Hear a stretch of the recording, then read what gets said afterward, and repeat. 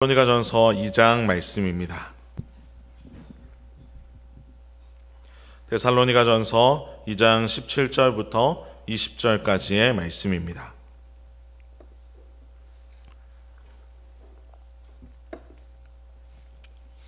저와 성도님들이 한 절씩 교독하고 마지막 20절을 함께 읽도록 하겠습니다.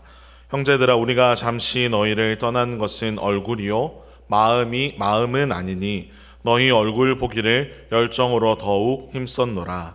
그러므로 나 바울은 한 번, 두 번 너희에게 가고자 하였으나 사탄이 우리를 막았도다. 우리의 소망이나 기쁨이나 자랑의 면류관이 무엇이냐? 그가 강림하실 때 우리 주 예수 앞에 너희가 아니냐? 너희는 우리의 영광이요 기쁨이니라. 아멘. 우리 함께 예배드리는 분들과 인사했으면 좋겠습니다. 함께 예배드림이 기쁨됩니다. 네, 한 번 더 인사하실 때 앞뒤로도 보시면서 은혜 많이 받으세요 라고 인사하겠습니다. 네, 이 시대를 살아가는 많은 이들이 꿈꾸는 것이 있는데 그것은 바로 어려움 없이 살아가는 것입니다. 다시 말해 문제가 없는 삶을 살고 싶어하는 사람들이 참 많습니다. 문제라는 것을 마주하는 그 순간부터 고통스럽고 또 이 문제를 해결하는 과정은 더더욱 고통스럽기 때문에 사람들은 문제 없이 어려움 없이 살아가는 삶을 꿈꾸곤 하는 것입니다. 그런데 그들이 그토록 바라는 어려움 없이 살아가는 삶이라는 것이 과연 가능한 일일까요? 우리가 알고 있듯이 결코 그렇지 않습니다. 우리가 우리의 모든 삶을 제어할 수 없기도 하고 아담과 하와의 이 범죄 이후로 모든 사람이 죄에 빠져버렸기 때문에 우리의 삶에 그 죄로 인한 고통이 찾아오는 것은 아주 필연적인 것이기 때문입니다. 그래서 우리는 어려움을 마주하지 않으려 애쓰기보다 참 다양한 이유로 우리의 삶에 찾아오는 여러 가지 어려움 앞에서 우리는 어떻게 반응하며 살아가야 할 것인가? 여기에 좀 더 중점을 두며 살아가야 합니다. 누구나 마주하는 상황들 속에서 누구나 쉽게 하는 잘못된 반응을 선택하는 것이 아니라 좀 어렵지만 바른 선택을 하며 살아갈 것을 우리는 고민하고 연구하며 그러한 삶을 살아내야 하는 것입니다. 오늘 본문은 우리에게 우리가 어려움을 마주할 때 어떤 자세로 살아가야 하는지, 그리고 그 어려움 속에서 우리는 무엇을 소망하며 달려가야 하는지를 우리에게 알려주고 있습니다. 오늘 이 말씀을 함께 살펴보면서 어떠한 상황 속에서도 요동하지 않고 부르신 길을 바르게 달려갈 수 있는 저와 여러분의 삶이 되기를 주님의 이름으로 소망합니다. 바울이 데살로니가에 와서 복음을 전하는 순간부터, 아니 이 바울이 복음을 본격적으로 전하면서 사람들이 회심하기 시작한 순간부터 바울이 뜻하는 대로, 바울이 계획한 대로 상황들이 흘러가지 않았습니다. 그리스도인이 되기로 결심한 사람들이 하나 둘 늘어가는 그 순간, 바울은 그들을 더 사랑하고 그들을 정말로 하나님의 말씀으로 양육하며 바른 공동체를 세우고 싶었지만 그때부터 바울을 공격하는 세력들이 생기기 시작했습니다. 그들은 함께 모여 바울을 박해하기 시작하였습니다.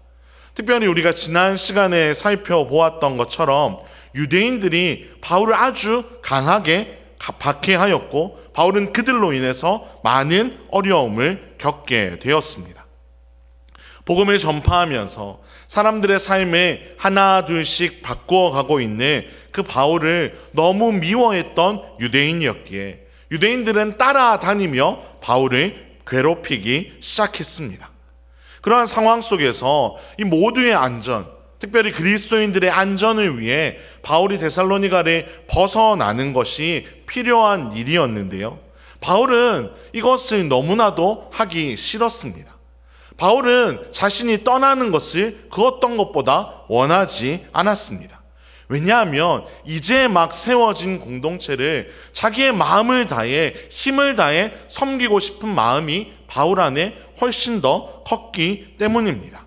오랜 시간을 함께하면서 정말 하나님이 기뻐하시는 거룩한 교회 공동체를 세우고 싶었고, 자신이 경험한 그리스도의 사랑을 그들에게 아낌없이 흘려보내주고 싶었기 때문에 바울은 데살로니가를 떠나고 싶지 않았습니다. 하지만 어쩔 수 없이 여러 상황들 때문에 바울은 데살로니가를 떠나기로 결정하였습니다. 그런데 그 과정에서도 영원히 떠나기로 결정한 것이 아니라 금세 돌아와서 다시 이들과 함께할 생각을 가지고 바울은 데살로니가를 떠났던 것입니다. 그런데 바울은 이러한 계획을 가지고 있었지만 바울이 쉽게 데살로니가로 돌아올 수가 없었습니다. 여러 가지 방해가 바울이 데살로니가를 돌아오는 것을 방해하고 있었습니다. 그러자 바울을 공격하던 세력들이 유언비어를 퍼뜨리면서 이 그리스도인들을 다시 한번 흔들어 놓기 시작했습니다. 그들이 했던 말은, 야, 바울이 너희를 더 사랑하지 않아서 여기에 돌아오지 않는 거야. 바울이 여기에 찾아오는 수많은 기회주의자들처럼 자신이 이익을 얻었으니 이제 너희를 떠난 것이고 절대 돌아오는 일은 없을 거야 라고 사람들의 마음을 흔들어 놓기 시작했습니다. 결국 이 사람들의 유언비어에 데살로니가의 성도들이 조금씩 흔들리기 시작했습니다. 오래도록 기다렸던 바울이 나타나지 않기에, 바울이 정말로 돌아오겠다고 얘기했지만 시간이 흐르고 흐를수록 바울을 만나지 못한 시간이 길어지기에 어느새 사람들의 마음에는 조금씩 의심이 생겨나기 시작했던 것입니다. 그래서 바울이 17절과 18절을 통해서 이러한 이야기를 하고 있습니다. 우리 화면을 보면서 17절, 18절을 함께 읽어보도록 하겠습니다. 시작. 형제들아, 우리가 잠시 너희를 떠난 것은 얼굴이요 마음은 아니니 너희 얼굴을 보기를 열정으로 더욱 힘썼노라. 그러므로 나 바울은 한 번, 두 번 너희에게 가고자 하였으나 사탄이 우리를 막았도다. 바울은 자신의 뜻과 다르게 흘러가는 상황 속에서 다른 반응을 보이는 것이 아닙니다. 포기하거나 낙심하는 것을 바울은 보여주지 않았습니다. 똑같이 감정적으로 대응하면서 당신들은 어떻게 나를 의심할 수 있냐며 따지지 않았습니다.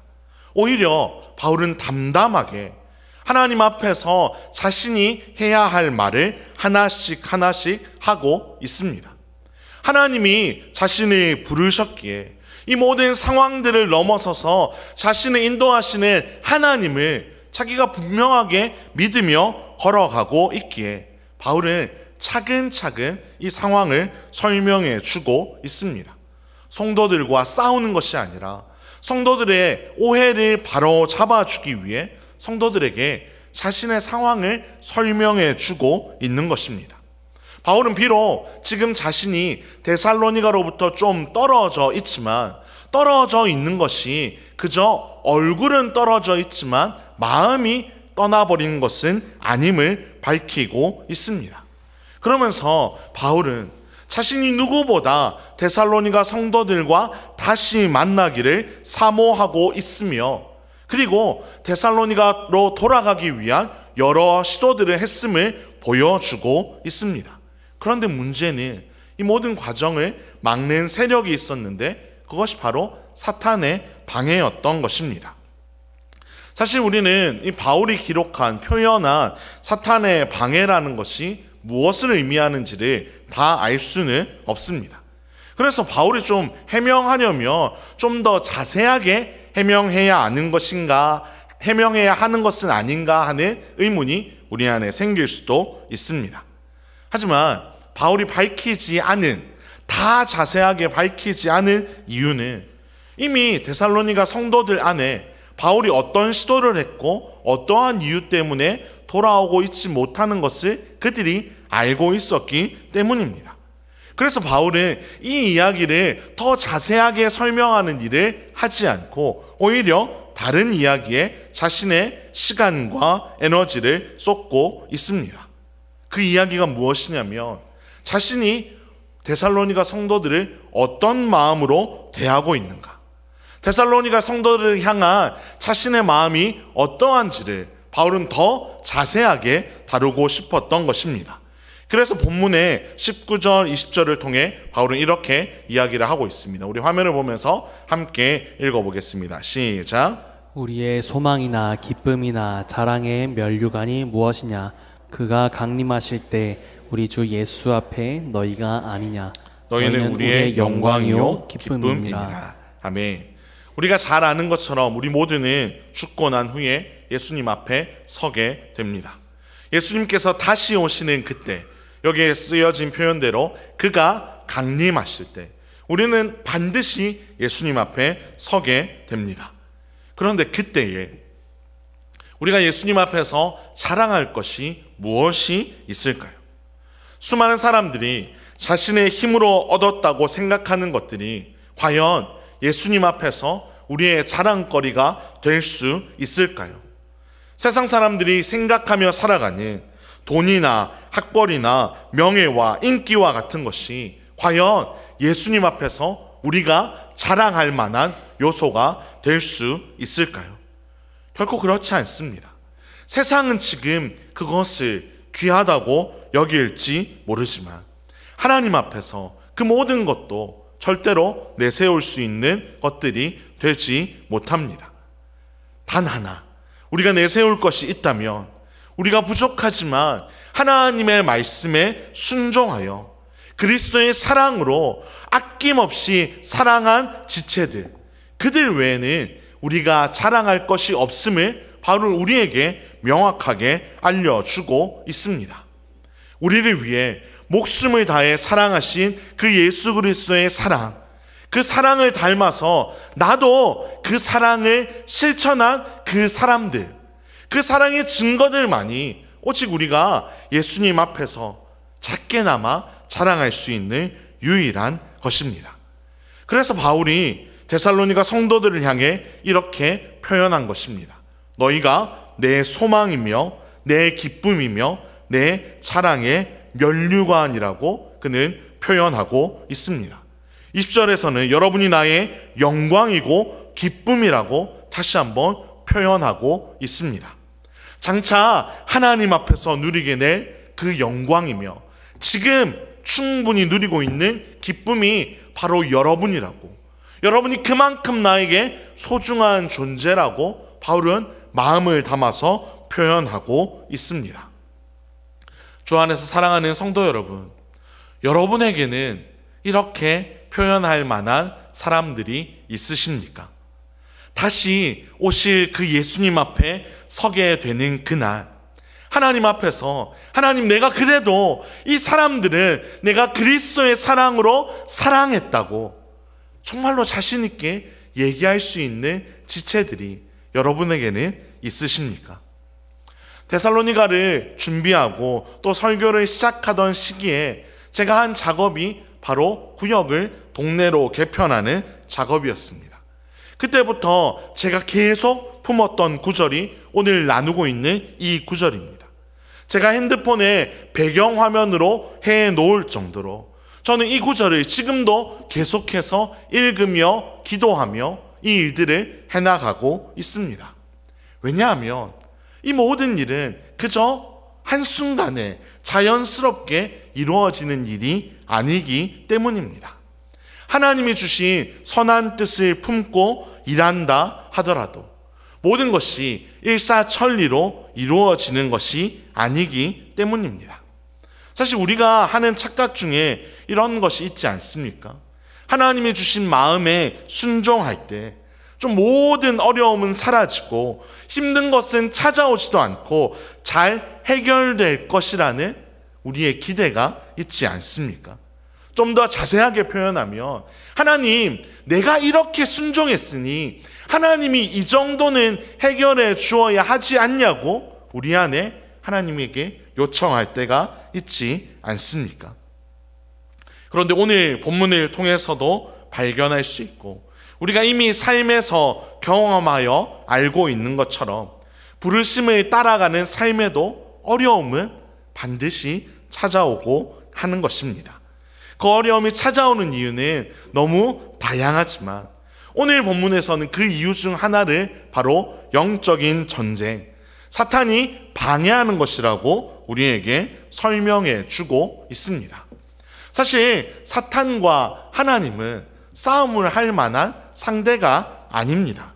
하지만 사탄은 그것을 모른 채 계속해서 하나님을 이겨보려고 여러 가지 시도들을 하고 있습니다. 하나님의 뜻을 좀 무너뜨려 보려고, 자신이 하나님이 되려고 하는 시도들을 계속 하고 있는 것입니다. 그래서 전략적으로 하나님을 직접 공격하는 대신에 선택한 방법이 바로 하나님의 뜻을 따라 살아가는 이들을 공격하는 것입니다. 좀 하나님의 뜻대로 살아가 보겠다고 다짐하고 걸어가는, 하지만 여전히 연약한 이들을 공격하는 것이 바로 사단의 전략입니다. 올해 우리는 주를 향해 함께 걸어가자고 표를 삼고 걸어가고 있습니다. 에베소서의 말씀을 통해 그리스도 안에서 함께 지어져 가기를 원하는 마음으로 우리는 동네 모임도 시작한 것입니다. 이렇게 하나님의 부르심을 따라 함께 주를 향해 걸어가기 위해 서로를 사랑하며 의지하려고 하는 이들을 무너뜨리기 위해 사단은 사람들에게 상처를 받도록 합니다.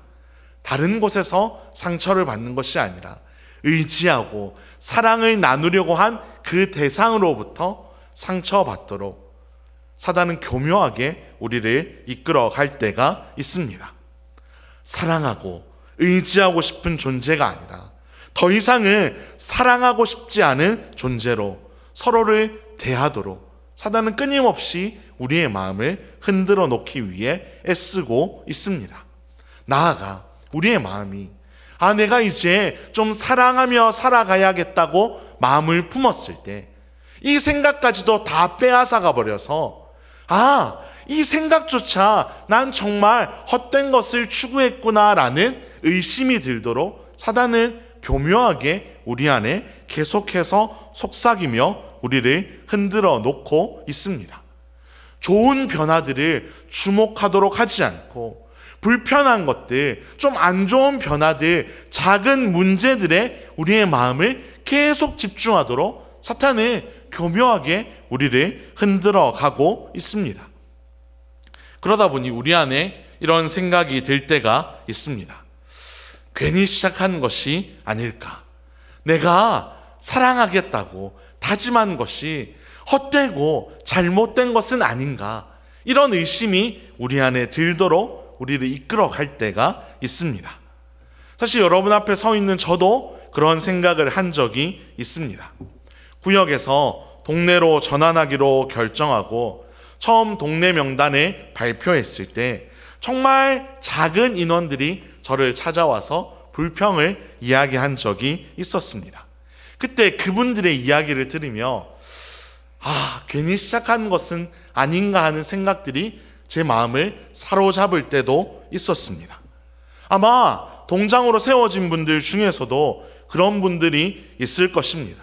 목사님이 전화했을 때 내가 거절할 걸, 그냥 안면 몰수하고 절대로 못하겠어요 라고 얘기하며 거절할 걸, 내가 왜 이 무거운 짐을 감당한다고 이야기했을까 후회하는 마음이 여러분에게 생기고 있을지도 모릅니다.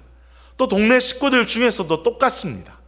이 괜한 시작을 왜 한다고 하냐고 불평이 생기면서 카톡방을 나가고 싶은 마음이 여러분에게 생길지도 모릅니다. 그런데 성도 여러분, 하나님은 우리에게 그렇게 말씀하시지 않습니다. 우리에게 쓸데없는 일을 시작했다고 하나님은 절대로 말씀하시지 않습니다. 괜한 일을 떠맡았다고 하나님은 우리에게 말씀하지 않으십니다. 귀찮은 일을, 쓸데없는 변화를 시도했다고 하나님은 우리에게 말씀하지 않으십니다. 하나님은 우리에게 이렇게 말씀하십니다. 우리 히브리서 10장 24절부터 25절 말씀을 현대인의 성경으로 함께 읽어보도록 하겠습니다. 시작. 그리고 서로 격려하여 사랑과 선한 일을 위해 힘쓰도록 하십시오. 어떤 사람들의 습관과 같이 모이기를 중단하지 말고 서로 격려하여 주님이 오실 날이 가까울수록 더욱 모이는 일에 힘씁시다. 네, 히브리서 10장 24절부터 25절은 아주 명확하게 이 문제에 대해서 이야기합니다. 뭐라고 하냐면 서로 격려하여 사랑과 선한 일을 위해 힘쓰라고 말합니다.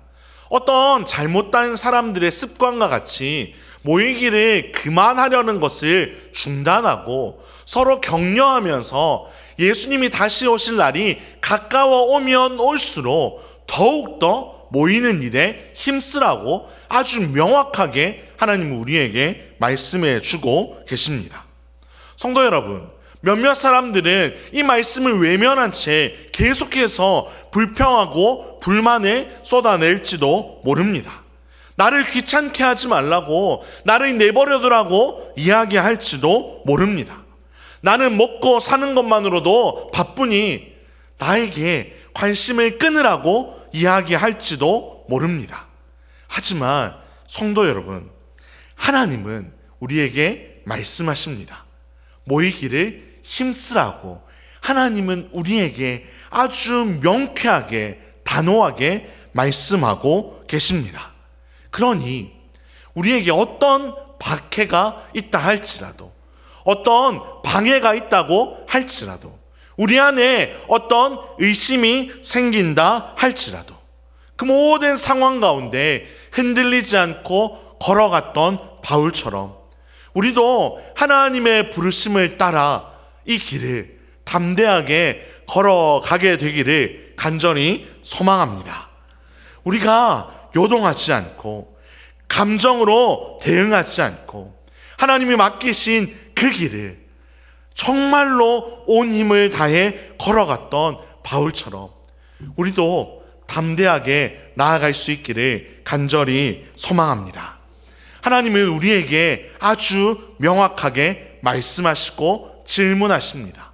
너희가 나중에 내 앞에 섰을 때 무엇을 자랑할 것이냐고 우리에게 질문하십니다. 그리고 너희의 유일한 자랑은 너희를 살린 예수 그리스도시며 그 예수 그리스도의 사랑으로 사랑한 지체들이 너희의 유일한 자랑이 되어야 한다고 하나님은 우리에게 말씀해 주고 계십니다. 그들이 내 소망이고 기쁨이고 영광이기에 이 길을 포기하지 말고 달려가라고 하나님은 귀한 부르심으로 우리를 초대하고 계십니다. 동네 모임이 시작되고 이제 첫 번째 전체 동네 모임을 시작했을 뿐인데 참 감사하게도 곳곳에서 귀한 고백들이 생겨나고 있습니다. 한 성도님은 오래도록 심산제일교회에서 신앙생활을 했지만 주일 예배만 늘 참석하며 살아오셨다고 합니다. 그런데 어느 순간부터 내가 성도들과 좀 교제하며 살고 싶은 마음이 생겼다고 합니다. 그런데 계기가 없어서 늘 그런 마음만 품고 있었는데 갑자기 비슷한 또래의 사람들과 동네를 만들어주니 이때가 나에게 찾아오는 정말로 좋은 기회라고 생각하며 동네 모임에 적극적으로 참여하게 되었다고 합니다. 심지어 자기 동네의 이름을 정하는 데에도 자기가 고민하면서 그 이름의 아이디어를 내었고 그 이름이 실제로 그 동네의 이름으로 채택이 되어 더 마음을 쏟게 되었다는 고백이 들리고 있습니다. 또 어떤 성도님들은 내가 아는 몇몇 사람들만 교제하는 것이 아니라 이제 더 많은 사람들과 교제할 수 있는 좋은 장이 열리게 된 것 같아 참 감사하다는 고백을 하셨습니다.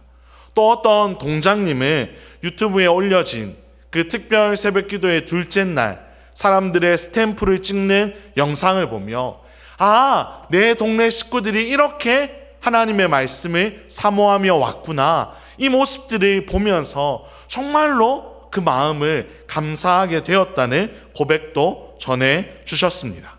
그리고 여전히 현장 예배에 나오지는 않고 있지만 실제로 많은 카톡들 속에서 오래도록 현장 예배를 쉬고 있는 이들이 성경 읽기에 동참하고 사람들과 교제하는 일을 다시 시작하고 있는 좋은 변화들이 곳곳에서 생겨나고 있음을 저와 많은 동장들이 발견하고 있습니다. 성도 여러분, 우리 안에 작은 변화를 시작한 지 이제 한 달이 지났습니다. 그런데 이 한 달 만에 정말로 많은 변화들이 생겨나고 있습니다. 동네 예배를 본격적으로 시작하지도 않았지만 이미 놀라운 간증거리들이 우리 안에 생겨나고 있는 것입니다. 그런데 여러분들 중에는 근데 우리 동네는 안 그런데 라는 말씀을 하고 계실지도 모르겠습니다.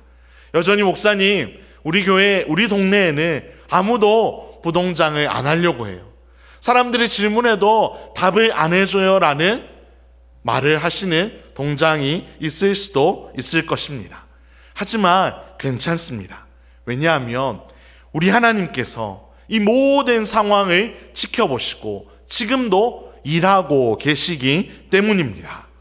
하나님의 부르심, 하나님의 일하심에는 결코 어떤 실수도 없기 때문입니다. 하나님은 당신의 신실함으로 선하게 이 모든 일을 하나하나 이루어가고 계시기 때문입니다. 여러분, 이것을 믿으십니까?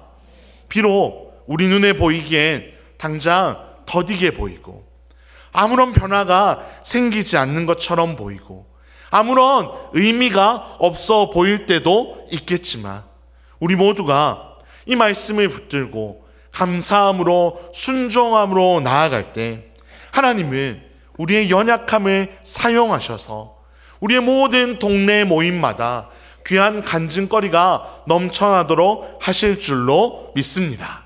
그리고 그 동네들이 모여서 우리 교회가 올해 우리가 새롭게 붙여놓은 현수막처럼 하나님의 마음에 맞는 교회, 하나님의 뜻을 이루는 교회로 세워져 갈 줄로 믿습니다. 성도 여러분, 이 마음을 가지고 우리 서로를 바라보면서 이렇게 한번 고백해 볼까요? 성도님이 나의 소망이고 기쁨이고 영광입니다. 네, 한 번 더. 좀 길었나요? 한 번 더 인사하실 때 성도님이 나의 소망이고 기쁨이고 영광입니다 라고 인사하겠습니다.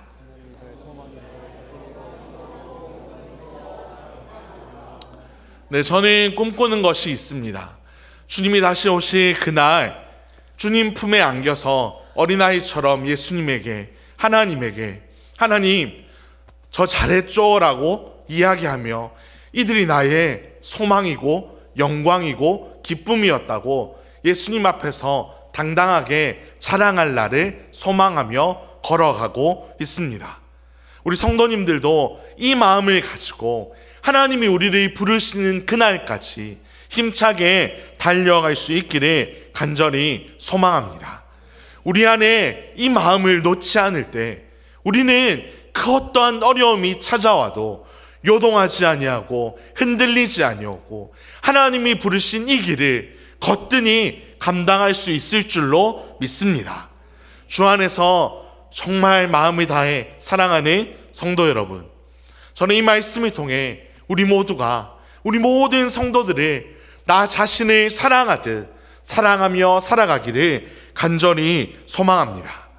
우리가 모이는 모든 동네의 모임마다 정말로 서로를 사랑하는 사랑의 교제가 넘쳐나기를 간절히 소망합니다. 이 동네 모임을 넘어서서 우리의 인생 가운데 하나님이 우리에게 맡기신 모든 사명들 가운데 우리가 포기하거나 낙심하지 않고 하나님이 부르시는 대로 맡기시는 대로 우리의 모든 역할들을 성실하게 거뜬히 감당하게 되기를 주님의 이름으로 축원합니다. 우리가 한 마음을 다해 이 일을 위해 섬길 때 하나님은 우리를 변화시키시며 우리의 교회를 변화시키시며 우리의 교회를 통해 이 세상을 변화시킬 줄로 믿습니다. 그 하나님의 귀한 사역 가운데 놀랍게 사용되시는 저와 여러분의 복된 삶이 되기를 주님의 이름으로 축원합니다. 우리